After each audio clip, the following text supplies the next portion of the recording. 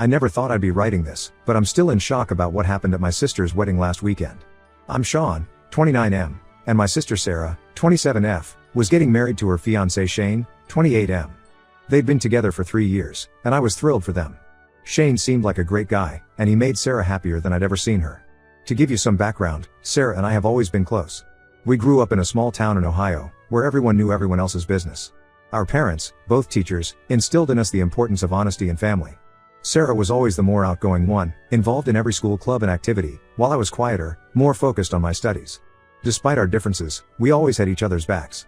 When Sarah met Shane at a mutual friend's barbecue 3 years ago, I could tell it was different from her previous relationships. Shane was kind, funny, and shared Sarah's love for adventure. They clicked instantly, and within 6 months, they were talking about moving in together. I remember helping them move into their first apartment, a tiny one-bedroom place that barely fit their combined possessions. But they were so happy, it didn't matter that they had to squeeze past each other in the narrow hallway. As the bride's brother, I was heavily involved in the wedding planning. Sarah asked me to be her man of honor, a role I was honored to accept. I helped with everything from venue selection to taste testing cakes. Shane appreciated my involvement too, often joking that he was glad to have a man on the inside to help navigate all the wedding chaos. The months leading up to the wedding were a whirlwind of activity. Sarah and Shane decided on a romantic outdoor ceremony at a local vineyard. I spent countless hours helping them choose everything from the perfect shade of blue for the bridesmaids' dresses to the right mix of flowers for the centerpieces. It was exhausting, but seeing how happy it made Sarah made it all worth it. The day before the wedding, I was running around making sure all the last-minute details were in order. I checked on the flowers, made sure the DJ had the right playlist, and even helped some out-of-town guests find their hotel. Everything was going smoothly, and I was feeling pretty proud of myself. That evening, we had a small rehearsal dinner at our parents' house. It was a casual affair, just close family and the wedding party. Sarah and Shane were glowing with happiness, stealing kisses when they thought no one was looking. Our mom made her famous lasagna, and we all sat around sharing stories and laughing. It felt like the perfect start to what should have been the happiest weekend of Sarah's life. The morning of the wedding arrived, and I woke up early to start getting things ready. I helped set up the ceremony space, checked in with the catering staff, and made sure the groomsmen knew where they needed to be. As the guests started arriving, I felt a mix of excitement and nerves. This was it, my little sister was getting married. About an hour before the ceremony was set to begin, my mom asked me to check on Sarah. I knocked on the door of the bridal suite, and when I entered, I found Sarah sitting alone, still in her robe. Her hair and makeup were done, but she hadn't put on her dress yet. I immediately sensed something was wrong. "Hey, what's going on?" I asked, sitting down next to her. "You're not dressed yet. Is everything okay?" Sarah looked at me with tears in her eyes. "I don't know if I can do this, Sean," she whispered. I was shocked. Sarah had been so excited about the wedding, counting down the days for months. "What do you mean? Are you just feeling nervous?" She shook her head. "It's not just nerves. I think I made a mistake." My heart sank. "What kind of mistake?" Sarah took a deep breath and said, "I slept with someone else last night." I felt like the world had stopped spinning. "What? Who? When?" She started crying harder. "It was at my bachelorette party last weekend. You remember Tom, 29M, my ex from college? He was bartending at the club we went to. We started talking, and one thing led to another. I couldn't believe what I was hearing. Sarah and Tom had dated for 2 years in college, and their breakup had been messy. Tom had cheated on Sarah with her roommate, leaving her heartbroken.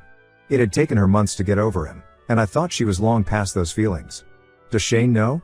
I asked, already dreading the answer. Sarah shook her head. "I haven't told him. I don't know what to do, Sean. I love Shane, I really do. But seeing Tom brought back all these old feelings, and I'm so confused." I sat there in stunned silence, trying to process everything. Part of me wanted to tell Shane immediately, he deserved to know the truth before marrying Sarah. But another part of me hesitated. There were 200 guests out there, waiting for a wedding. Shane's family had flown in from across the country. Could I really blow everything up moments before the ceremony? "Sarah, you have to tell Shane," I finally said. "He needs to know before he marries you." She grabbed my arm, panic in her eyes. "No. Please, Sean, I can't. Not now. I'll tell him after the honeymoon, I promise. I just need some time to figure things out." I shook my head. "This isn't right, Sarah. Shane deserves to know.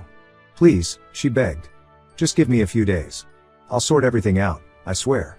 Don't ruin this day for everyone." I stood up, conflicted. "I need some air," I muttered, heading for the door. As I stepped into the hallway, I nearly ran into Shane. He was grinning from ear to ear, looking handsome in his tuxedo. "Hey, man," he said, clapping me on the shoulder. "How's my bride doing? Is she ready?"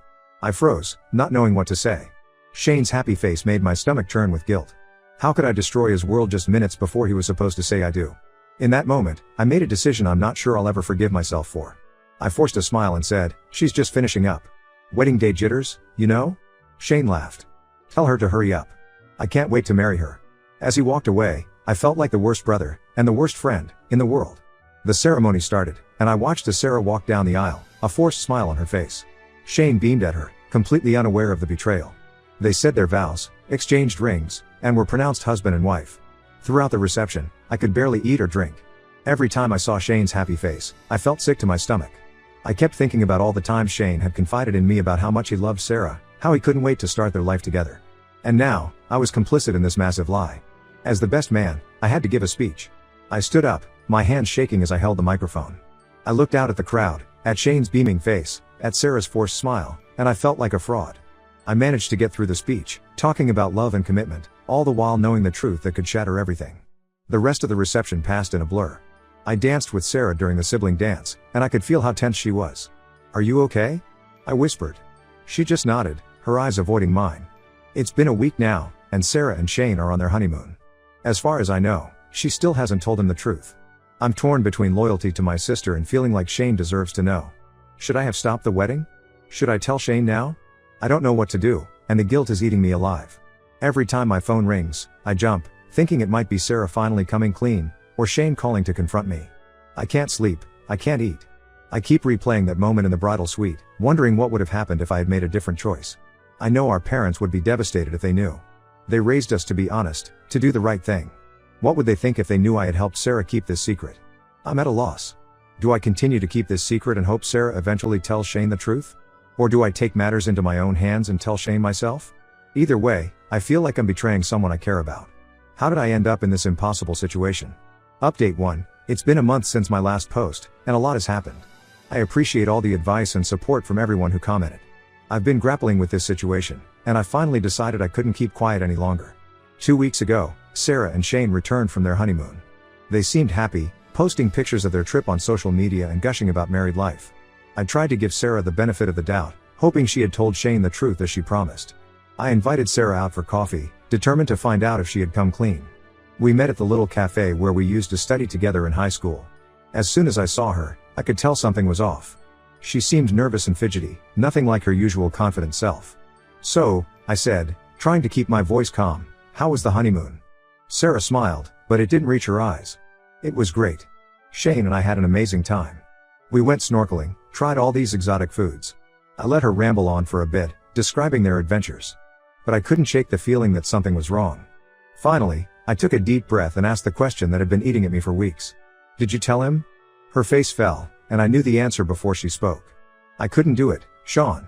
We were having such a wonderful time, and I couldn't bring myself to ruin everything." I felt a surge of anger. "Sarah, you promised. Shane deserves to know the truth." She started crying, mascara running down her cheeks. I know. But I love him so much. It was a stupid mistake, and it will never happen again. Can't we just forget about it?" I shook my head. "No, we can't. This isn't fair to Shane, and it's not fair to me to keep this secret." Sarah begged me not to say anything, but I knew I couldn't stay silent any longer. I told her she had 24 hours to tell Shane herself, or I would do it.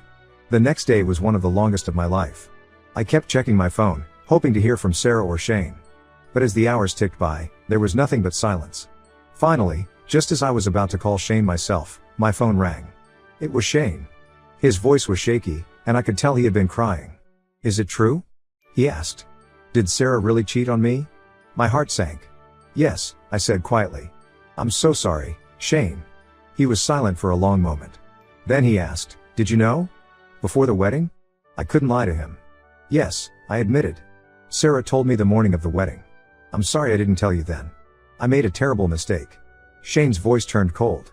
"You're right. You did make a mistake. Both of you betrayed me." He hung up, and I felt awful.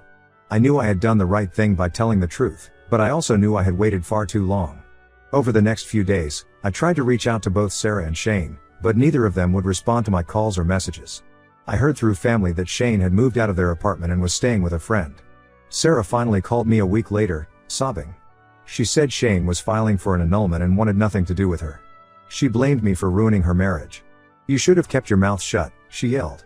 "We could have worked through this. I tried to reason with her. Sarah, this is not my fault. You're the one who cheated, and you're the one who lied. Shane deserved to know the truth. She hung up on me, and we haven't spoken since. The fallout has been intense. Our parents are devastated, trying to understand how everything fell apart so quickly. They don't know the full story yet. Sarah hasn't told them about the cheating, and I'm not sure it's my place to do so. Shane's family is furious. His sister, who I had become friends with during the wedding planning, sent me a scathing message accusing me of ruining her brother's life. I wanted to explain, to tell her that I was just trying to do the right thing, but I knew it wouldn't make a difference. I'm still struggling with guilt over not speaking up sooner, but I know I did the right thing in the end.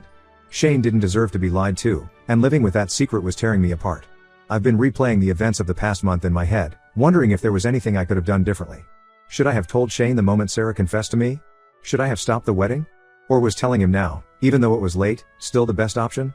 I'm giving both Sarah and Shane space right now, but I hope that eventually, they'll both be able to forgive me for my part in this mess. I know it might take a long time, if it happens at all, but I have to believe that honesty will win out in the end. In the meantime, I'm trying to focus on work and my own life. It's hard, knowing that my relationship with my sister might never be the same, and that I've lost a friend in Shane. But I'm trying to remind myself that I ultimately did the right thing, even if it doesn't feel like it right now. Update 2. It's been 3 months since my last update, and things have only gotten more complicated. I thought telling the truth would make everything better, but it seems to have caused even more problems. Shane went through with the annulment, and it was finalized about a month ago. He's cut off all contact with our family, which I understand. Sarah is devastated and has been staying with our parents. She's still not speaking to me, blaming me for the end of her marriage. What I didn't expect was the fallout with the rest of our family. When everything came out, opinions were split. Our parents were initially angry with Sarah for cheating, but now they're upset with me for airing our dirty laundry and destroying Sarah's chance at happiness. Our extended family is divided too. Some relatives think I did the right thing by telling Shane the truth, while others believe I should have kept quiet and let Sarah and Shane work things out on their own. It's brought up old family tensions and rivalries that I thought were long buried. Last week, things came to a head at a family dinner. I hadn't planned on going, but our mom insisted, saying we needed to work things out as a family. It was incredibly awkward from the moment I arrived. Sarah wouldn't even look at me, and our parents were clearly walking on eggshells. The tension in the room was palpable as we sat down to eat. I could feel everyone's eyes on me, judging, questioning. Sarah sat at the opposite end of the table, her eyes red-rimmed and puffy. She looked like she hadn't been sleeping well, and a pang of guilt hit me. Even though I knew I had done the right thing, seeing her so broken was hard. About halfway through dinner, our Aunt Linda, 52F, brought up the elephant in the room.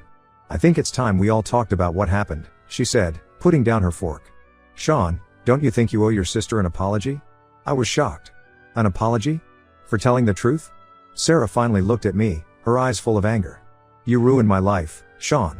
Shane and I could have worked through this if you had just kept your mouth shut." I couldn't believe what I was hearing. "Sarah, you cheated on Shane. You lied to him. How is any of this my fault?" Our mom jumped in, her voice strained. "Sean, sometimes it's better to keep family matters private. You didn't have to tell Shane. Sarah made a mistake, but she deserves a chance to be happy." I stood up, my chair scraping loudly against the floor. I can't believe what I'm hearing. Sarah cheats on her fiancé, lies about it, and somehow I'm the bad guy for telling the truth? This is insane. Our dad tried to calm things down. "Now, let's all take a deep breath. We're family, we should be supporting each other, not fighting." But it was too late. Years of family dynamics and unspoken tensions came bubbling to the surface. Our cousin Mark, 35M, chimed in, "You always were a goody two-shoes, Sean. Always had to do the right thing, didn't you?" I left the dinner, ignoring my family's calls for me to come back. Since then, I've been avoiding their calls and messages. I know I did the right thing by telling Shane the truth, but now I feel I did the right thing by telling Shane the truth, but now I feel like I've lost my entire family in the process. The days following the disastrous family dinner have been lonely. I've thrown myself into work, staying late at the office just to avoid going home to an empty apartment. My friends have been supportive, but they don't fully understand the complexity of the situation. I'm starting to wonder if I should have just kept quiet and let Sarah and Shane figure things out on their own. But then I think about how unfair that would have been to Shane, and I know I couldn't have lived with myself if I had stayed silent. I've tried reaching out to Shane, hoping to at least salvage our friendship, but he's made it clear he wants nothing to do with me or my family. I can't blame him, but it hurts to lose someone I considered a brother. Sarah has been posting cryptic messages on social media, hinting at her pain and struggles. Part of me wants to reach out to her, to try and mend our relationship, but I'm not sure she's ready to hear from me yet. Our parents have been leaving voicemails, alternating between guilt-tripping me and pleading with me to come home and work things out. I'm not sure how to move forward with them when they seem unable to understand why I did what I did. I'm at a loss for what to do now. I don't want to lose my family, But I also can't pretend that what Sarah did was okay. How do I move forward from here? How do I balance my principles with my desire to maintain family relationships? Is there any way to make this right, or have I irreparably damaged my family ties by choosing honesty over loyalty? Update 3, it's been 6 months since my last update, and I wanted to share some final thoughts on this whole situation. The past half year has been a roller coaster of emotions, but I feel like I'm finally starting to find some peace with everything that's happened. After the disastrous family dinner, I decided to take a step back from my family for a while. I needed time to process everything and figure out where I stood. During this time, I focused on my work and spent time with friends who supported me. I even started seeing a therapist to help me work through my feelings of guilt and confusion. About 2 months ago, I ran into Shane at a local coffee shop. It was awkward at first, but we ended up talking for over an hour. He thanked me for telling him the truth, even though it was painful. He said he was glad he found out when he did, rather than years down the line when they might have had kids or built a life together. Shane's words helped me feel more confident in my decision to tell the truth. It reinforced that even though the aftermath was difficult, it was the right thing to do. As for my family, things are slowly improving. Sarah reached out to me about a month ago. We met for coffee, and for the first time since the wedding, we really talked. She apologized for blaming me and admitted that she was wrong to cheat on Shane and lie about it. She's been going to therapy too, working on understanding why she made the choices she did. We're not back to where we were before, but we're talking again, which is a start. My parents have also come around. They apologized for pressuring me to keep quiet and acknowledged that Shane deserved to know the truth. We had a long, emotional conversation where we all expressed our feelings openly. It was hard, but it felt like a necessary step in healing our family relationships. We're working on rebuilding our trust and understanding, but it's going to take time. This whole experience has taught me a lot about the importance of honesty and integrity, even when it's difficult. I've learned that sometimes doing the right thing can have painful consequences, but in the long run, it's always better than living with a lie. I've also learned the importance of setting boundaries, even with family.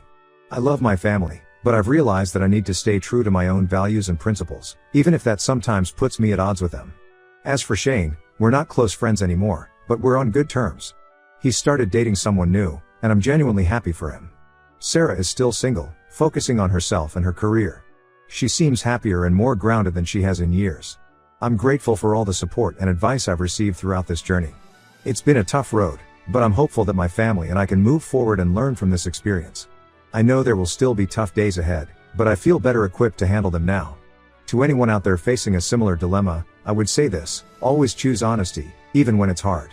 The short-term pain is worth the long-term peace of mind. And remember, it's okay to prioritize your own mental health and well-being, even if it means stepping back from family for a while.